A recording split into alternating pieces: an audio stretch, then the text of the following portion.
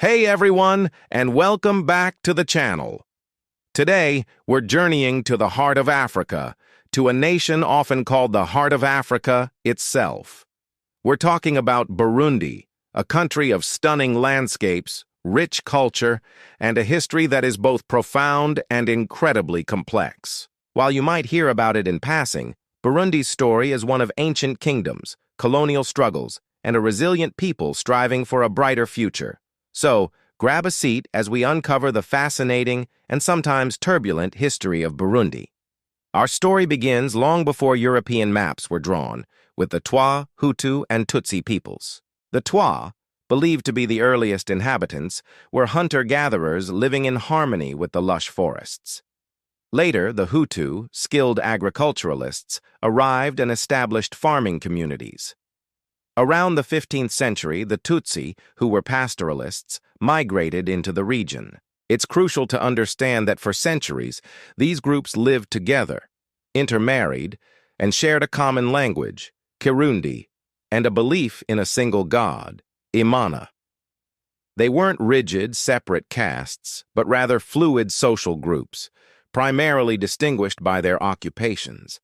By the late 17th century, this society had given rise to the Kingdom of Burundi. At its head was the Mwami, a semi-divine king from the Tutsi aristocracy, who ruled over a complex hierarchy of princes and chiefs. This kingdom was highly organized and resilient, successfully defending its borders against Arab slave traders and other external threats for centuries. The Mwami wasn't an absolute dictator. His power was balanced by a council of elders, and the system, while hierarchical, was built on mutual obligations between the rulers and the ruled. This was a stable, independent African kingdom that thrived for over 200 years. But everything changed in the late 19th century with the arrival of European colonialists. Germany first claimed the region, but after World War I it was handed over to Belgium, who administered it alongside Rwanda as Rwanda-Urundi.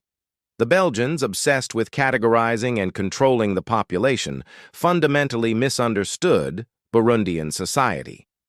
They introduced ethnic identity cards and imposed a rigid racial hierarchy, favoring the Tutsi minority for positions in colonial administration. This divide-and-rule strategy created and solidified ethnic divisions that had not existed so rigidly before. They turned fluid social identities into concrete antagonistic ethnic groups, planting the seeds of future conflict. Independence finally came on July 1, 1962.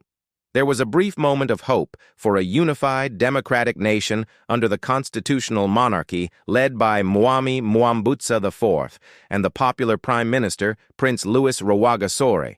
Tragically, just weeks before independence, Rwagasore, a unifying figure respected by both Hutu and Tutsi, was assassinated.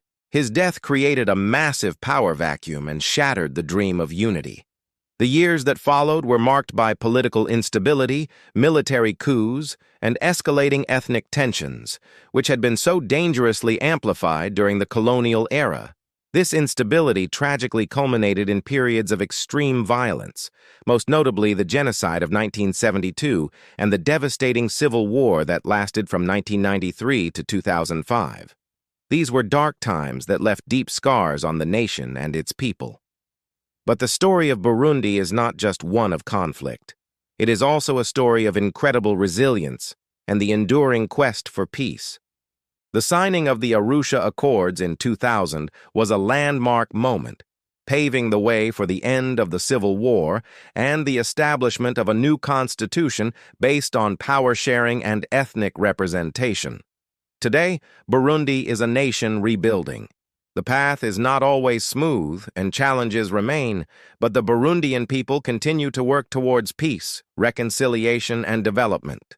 From its ancient kingdom to its modern struggles, Burundi's history is a powerful lesson in the complexities of identity, the devastating impact of colonialism, and the unbreakable spirit of a nation determined to forge its own peaceful destiny.